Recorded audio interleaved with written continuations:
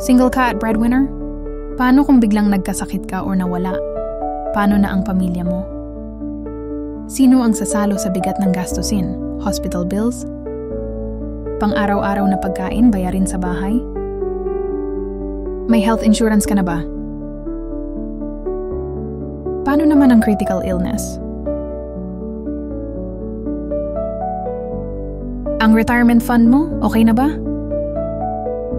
Sa dami ng gastusin, medikal, pangkain, kuryente, tubig, baka ang pinaghirapan mo, mawawala lahat in a blink. Mag-ipon para sa life insurance, critical illness coverage, at retirement. Protection mo yan. Proteksyon ng pamilya mo yan. Alam mo bang sa Pilipinas, marami ang nawawalan ng ipon dahil sa biglaang sakit?